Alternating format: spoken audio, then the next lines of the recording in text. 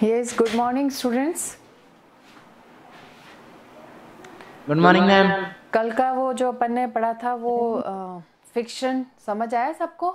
उसमें क्लियर हो गई चीज़ें, यस मैम। है ना? ओके। अब today's topic is what is the role of the police in investigating a crime. किसी भी क्राइम को इन्वेस्टिगेट करने में पुलिस का क्या रोल है। अभी तक तो हम फिल्मों में देखते हैं, बहुत सारी चीज़ें क्लियर हुई है, लेकिन एग्जैक्टली हमें यहाँ से पता लगेगा कि पुलिस करती क्या है। ठीक है। One important function of the police is to investigate any complaint about the commission of a crime. सबसे पहला काम क्या है पुलिस का? इन्वेस्टिगेट करना। ठीक है। First work of the police is to investigate any complaint about the commission of a crime. And investigation includes record. अब इन्वेस्टिगेशन में क्या क्या हो सकता है ना? कौन सी इन्वेस्टिगेशन करते हैं वो? इसमें क्या करते हैं, जैसे विटनेसेस हो गए, गवाह हो गए, ठीक है, विटनेस समझ आ गया होगा तुम्हें, उनके स्टेटमेंट्स को रिकॉर्ड करते हैं। जैसे कोई भी एक्सीडेंट हुआ या कुछ भी चीज़ हुए तो जितने भी विटनेस है उनसे पूछा जाता है कि भाई तुमने क्या देखा, तुमने क्या, तो ये स्टेटमेंट क्या होते हैं? रिकॉर्ड होते हैं। ठीक है। और फिर different kinds of evidence collect करते हैं। आप देखोगे ना क्राइम, आप अक्सर देखते हो क्राइम के में ये एक पिन इधर क्यों है, ये बॉल पिन मिला, ये फलान मिला, ये ढीक मिला, ये आपने सीरियल्स में देखा होगा, देखा है ना एविडेंस कैसे कलेक्ट करते हैं। Yes ma'am. यस मैम, वो सीआईडी में भी देखते हैं। हाँ हाँ बिल्कुल। On the basis of the investigation the police are required to form an opinion. अब उस इन्वेस्टिगेशन के बेसिस पे, जो भी इन्वेस्टिगेट करते हैं ना, उसके बेसिस पे क्या करते हैं, पुलिस को जरूरत पड़ती है एक ओपिनियन फॉर्म करने की। भाई वो ये देखता है कि सच में क्राइम किस लेवल पे हुआ है। If the police think that the evidence points to the guilt of the accused person, अगर पुलिस को लगता है कि जो एविडेंस है वो पॉइंट्स कर रहे हैं किसी अक्यूज पर्सन के गिल्ट को, मतलब वो अपराधी है, then they file a charge. तब वो क्या करते हैं, जब उनको लगता है कि नहीं वास्तव में ये अपराधी है, एविडेंस इसके अगेंस्ट है, स्टेटमेंट्स इसके अगेंस्ट है, तो फिर क्या करते हैं वो पुलिस वाले? दे फाइल ए चार्जशीट कोर्ट में पेश करते हैं। कोर्ट में चार्जशीट पेश करते हैं, है ना? As stated at the beginning of this chapter, हमने जैसे बिगनिंग ऑफ द चैप्टर में पढ़ा था, it is not the job of the police to decide whether a person is guilty और इनोसेंट। ये पुलिस का काम नहीं है ये डिसाइड करना कि भाई जो भी पर्सन है वो गिल्टी है या नहीं, अपराधी है या नहीं, ये निर्दोष है या नहीं, ये पुलिस नहीं डिसाइड करती, ये कोर्ट करेगी। हाँ बेटा बिल्कुल अच्छे से समझ गए। ये जज डिसाइड करते हैं चीजें, कोर्ट के जो जज होते हैं ना वो डिसाइड करते हैं। You read in unit 2 about the rule of law. Rule of law क्या होता है, कौन बताएगा? जल्दी से बता दो, रूल ऑफ लॉ क्या होता है? बताया मैंने, आप भूल गए होगे। रूल ऑफ लॉ का मतलब है कि कानून की नजर में सब समान है। ठीक है। All are equal in the eye of law. Clear? तो which means that everyone is subject to the law of the land. Basically ये होता है, लेकिन इसका मतलब है कि हर व्यक्ति जो लॉ ऑफ द लैंड है उसका सब्जेक्टेड है, मतलब सबके लिए बराबर है, किसी के लिए स्पेशल नहीं है। दिस इंक्लूड्स द पुलिस, इसमें पुलिस भी इंक्लूड है। Therefore police investigations always have to be conducted in accordance with the law and with full respect of human rights. जब पुलिस इन्वेस्टिगेट करती है तो मारना पीटना ऐसे ही शुरू नहीं कर देती, ठीक है, मार धाड़। जब उसको लगता है वो किसके लॉ के अकॉर्डिंग ही बिहेव करती है, जो भी कानून में दे रखा है उसके, और ह्यूमन राइट्स का भी फुल रिस्पेक्ट करती है, मतलब कोई मानवता, जो मानव संबंधी जो राइट्स हैं कहीं वो वायलेट नहीं हो रहे हो, उनका भी ध्यान रखती है। Supreme court has laid down guidelines that the police must follow at the time of arrest, detention and interrogation. Supreme court में ये गाइडलाइंस है पुलिस के लिए कि पुलिस को फॉलो करना चाहिए अरेस्ट के समय, डिटेंशन के भी, किसको डिटेन करना है, नहीं डिटेन मतलब अरेस्ट वारंट मतलब बंद करना है, और इंट्रोगेशन क्वेश्चंस भी पूछ सकती है पुलिस को, पूरी अधिकार है कि वो किसी तरह के भी क्रॉस क्वेश्चंस कर सकती है। ठीक है। The police are not allowed to torture और बीट और shoot anyone during the investigation. Investigation के दौरान पुलिस को बिल्कुल भी अलाउड नहीं है कि वो किसी को टॉर्चर करे या किसी को मारे पीटे या शूट कर दे। एनकाउंटर सुना होगा आपने, सुना है? यस मैम सुना है।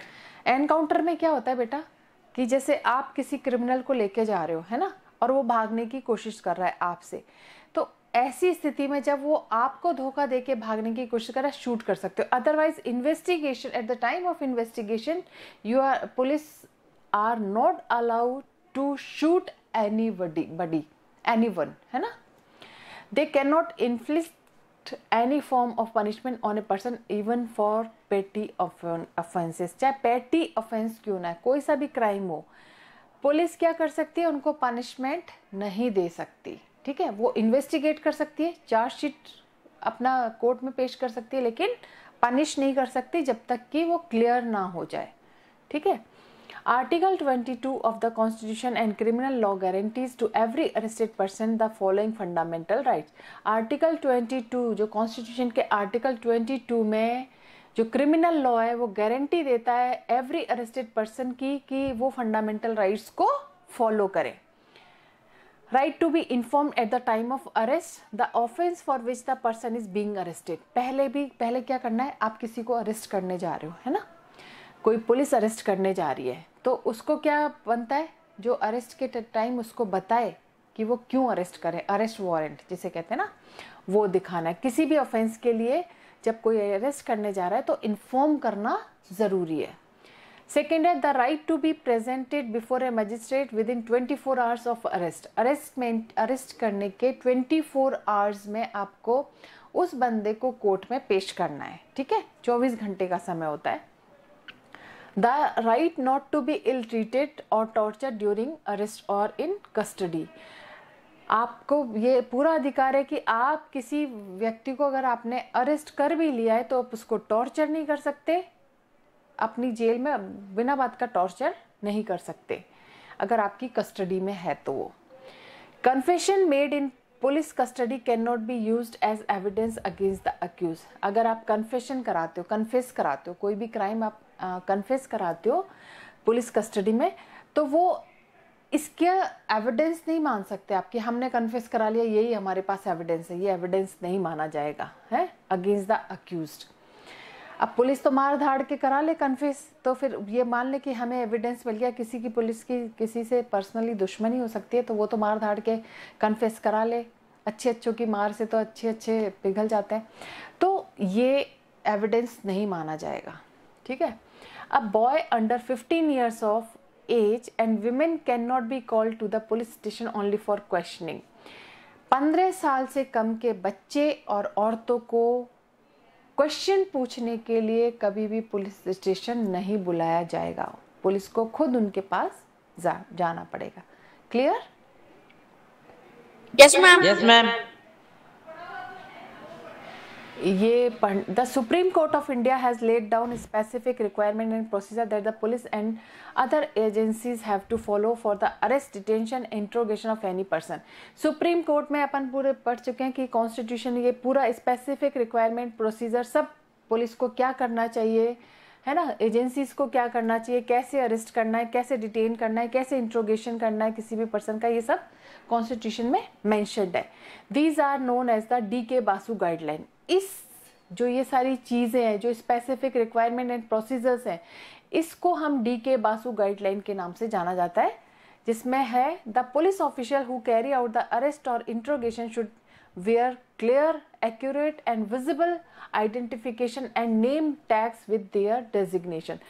पुलिस ऑफिसर है ना, जो कैरी आउट करता है अरेस्ट को या इंट्रोगेशन करता है, उसको क्लियर चीज़ें पहननी चाहिए, एक्यूरेट एंड विजिबल आइडेंटिफाई ये होना चाहिए कि एक सितारे देखे होंगे आपने, 1 स्टार 2 स्टार 3 स्टार, है ना, वो क्लियर देखा है। हाँ, तो वो टैग्स होने चाहिए डेजिग्नेशन के साथ। अगर आप किसी को इंक्वायरी करने जा रहे हो, आपको क्वेश्चन पूछने जा रहे हो, आप अरेस्ट करने जा रहे हो, तो आपके टैग्स क्लियर होने चाहिए, ठीक है। A memo of arrest should be prepared at the time of arrest and should include the time and date of arrest. जो मेमो है अरेस्ट वो प्रिपेयर होना चाहिए। आप ऐसे थोड़ी ना अरेस्ट वारंट के बिना नहीं जा सकते, आप अरेस्ट कर सकते, पूरा वारंट प्रिपेयर करना पड़ता है और उसमें टाइम डेट अरेस्ट की मेंशन करनी पड़ती है कि किस टाइम में किस डेट पे आपने उसको अरेस्ट किया है। It should also be attested by at least one witness who could include a family member of the person arrested। और हाँ, ऐसा नहीं कि आपने पास अरेस्ट वारंट निकाला और आप निकाल उसको ले आए। कम से कम एक विटनेस चाहिए, फैमिली का हो चाहे किसी का भी हो, पड़ोसी का हो। अगर पर्सन को अरेस्ट कर रहे हो तो कोई ना कोई होना चाहिए कि भाई इस फैमिली मेंबर के सामने इसको अरेस्ट किया जा रहा है।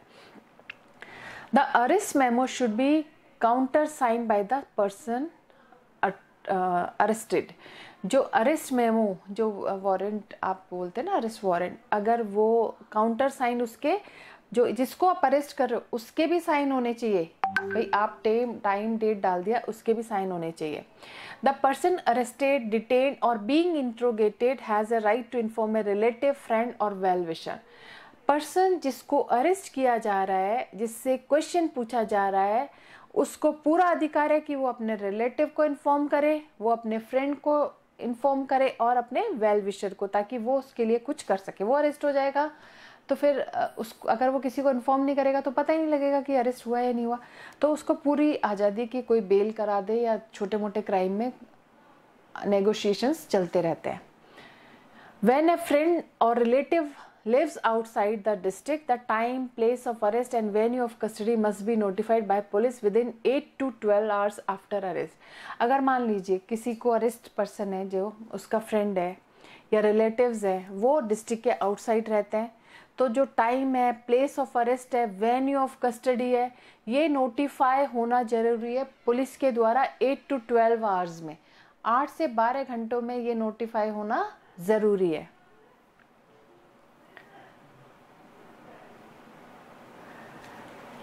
अच्छा, ये आप पढ़ लेना खुद। अब हम पढ़ेंगे फर्स्ट इंफॉर्मेशन रिपोर्ट, FIR, है ना।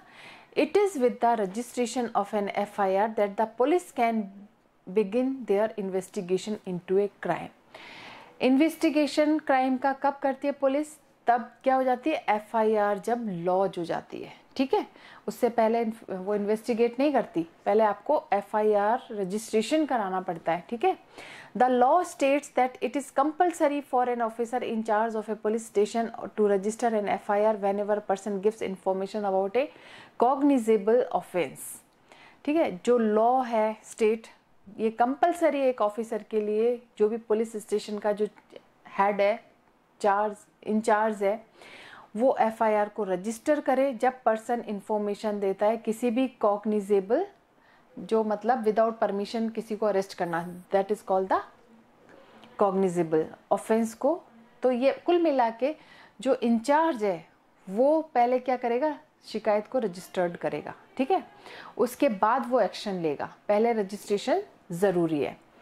This information can be given to the police either orally in writing.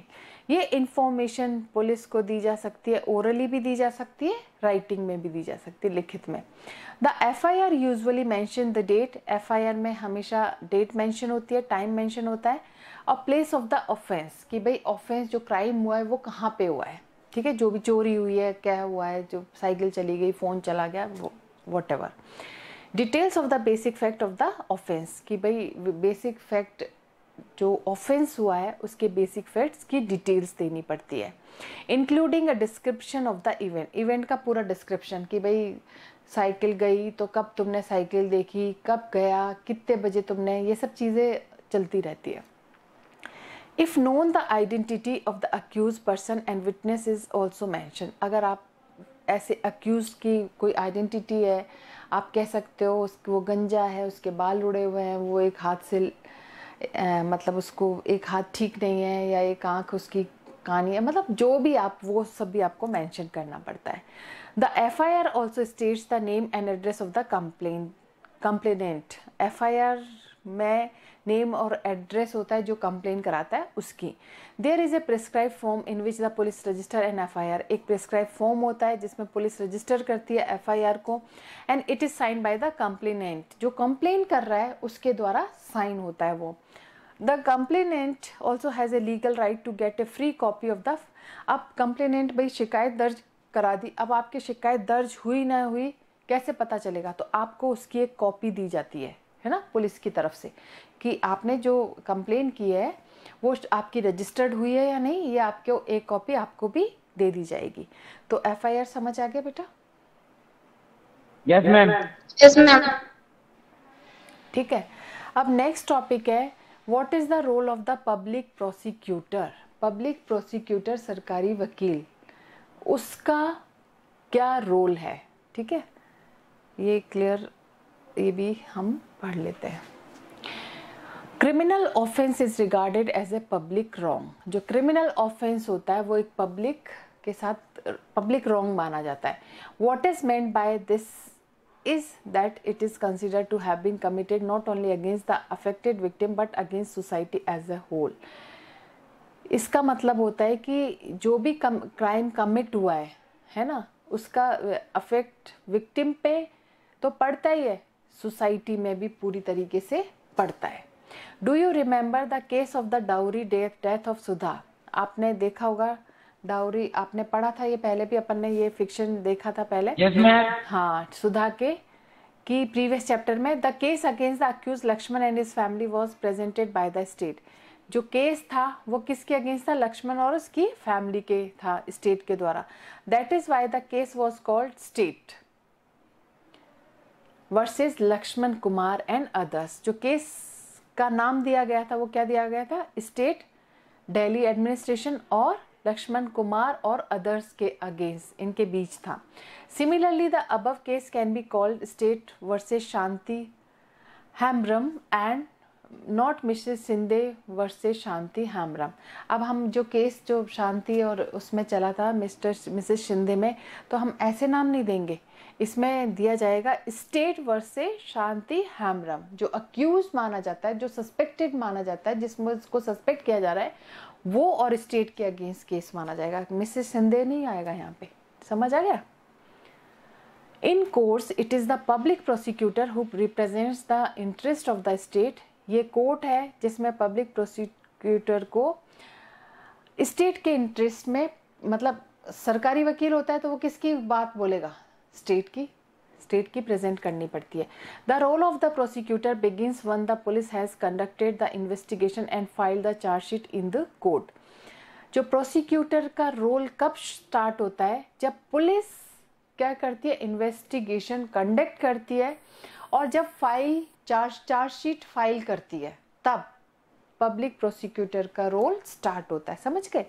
जैसे पुलिस ने इन्वेस्टिगेट कर लिया, अब चार्जशीट, जब इन्वेस्टिगेशन के बाद ही चार्जशीट बनाएगा, जब उसने वो प्रेजेंट कर दिया तब पब्लिक प्रोसिक्यूटर का रोल स्टार्ट हो जाएगा। ठीक है। He she has no role to play in the investigation. उसका कोई रोल नहीं है इन्वेस्टिगेशन में। पब्लिक प्रोसिक्यूटर इन्वेस्टिगेशन में कोई रोल नहीं होता, ये रोल किसका होता है, पुलिस का। The prosecutor must conduct the prosecution on behalf of the state. जो भी पब्लिक प्रोसिक्यूटर है वो स्टेट के बिहाफ पे जो भी करेगा वो स्टेट के बिहाफ पे ही करेगा। As an officer of the court it is her duty to act impartially and present the full and material facts, witness and evidence before the court to enable the court to decide the case। अब जो officer है court में, जो officer होता है उसका काम क्या है, जो भी वो चीज़ें करे वो इम्पार्शियली करे, किसी के साथ बायस्ड ना हो, किसी को पक्षपात ना करे। ठीक है। फुल मटीरियल उसके पास फैक्ट बेसिस पे हो, मतलब वो ऐसे नहीं कि किसी को फेवर कर रहा है या किसी के अगेंस्ट आके कर रहा है। उसके पास फैक्ट्स होने चाहिए, उसके पास विटनेस होने चाहिए, उसके पास एविडेंस होने चाहिए। एविडेंस, ये सब चीज़ें वो नहीं करेगा, पुलिस उसको देगी कि इसके अगेंस्ट ये एविडेंस मिला है, इसके अगेंस्ट ये विटनेस मिला है, इसके अगेंस्ट ये फैक्ट है, तो वो उनको कलेक्ट करके कोर्ट में बहस करेगा, दलीलें होती है। ठीक है। तो फिर केस कोर्ट क्या करता है, केस को डिसाइड करता है। तो पब्लिक प्रोसिक्यूटर समझ आ गया, वो स्टेट की तरफ से होता है। yes, है ना। अब नेक्स्ट है what is the role of the जज। ये कल कंटिन्यू करूं, हो गया, टाइम हो गया, कल कंटिन्यू करती हूँ इसको। ठीक है। मैम। ओके बेटा, बाय। Okay ma'am.